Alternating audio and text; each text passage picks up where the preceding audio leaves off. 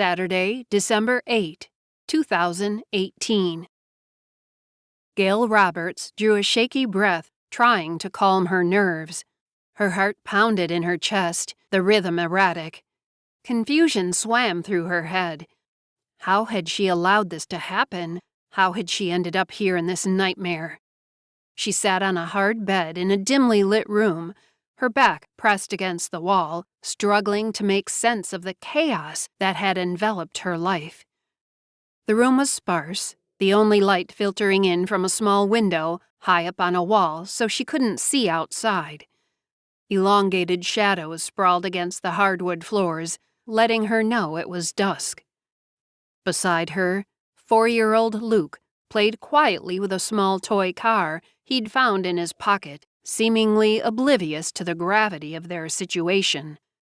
Gail's eyes flitted around the room, seeking an escape, a clue, or anything that could tell her why they had ended up here. Her mind raced, replaying the events of the day, dissecting every decision, every moment that led to this. How could she have let this happen?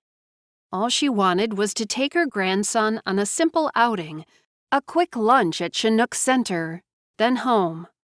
But nothing was simple anymore. Not now that they were stuck in this room, their fate controlled by the woman who'd brought them here. As she glanced at Luke, her heart ached with guilt.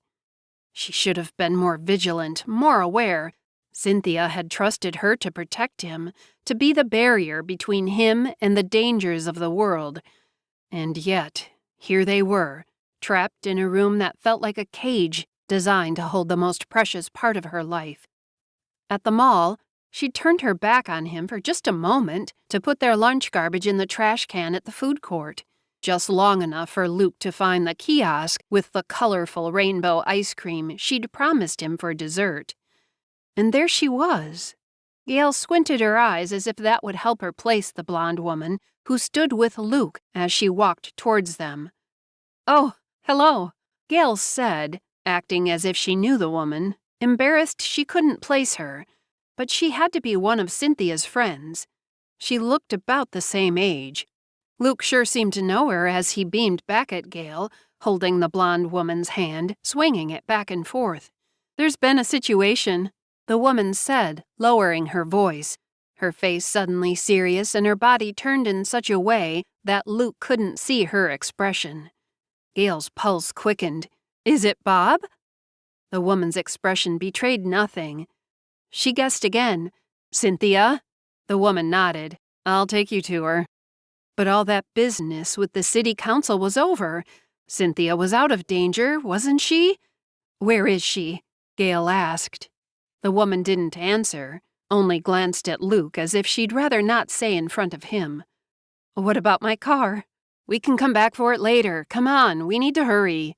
The woman walked Luke toward the exit, and Gail followed closely behind. Luke turned his head to look at her. "What about my ice cream?" "I'm sorry, sweetie." She couldn't tell him something had happened to his mother, not until she knew what she was dealing with. "We'll come back later for ice cream." This seemed to satisfy Luke, and they went with the blonde woman to her car.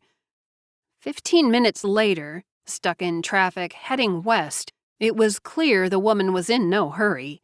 If anything had happened to Cynthia, this woman didn't seem to care about getting to her quickly. Where was she going? This wasn't the route to any hospital she was familiar with. It wasn't until they had left city limits that the car picked up speed. Gail bit her tongue. She wanted to ask the woman where they were going, but she didn't want Luke to sense the concern she knew she wouldn't be able to keep out of her voice. "Are we going to see Daddy?" Luke asked from the car seat in the back. The woman had been prepared, and again, Gail assumed she was Cynthia's friend. Gail slowly turned her head to look over her shoulder at her grandson. Her son-in-law had been dead for over 2 years. Why would Luke think they were going to see him? At the cemetery? She asked, even though Jason had been buried at Mountain View.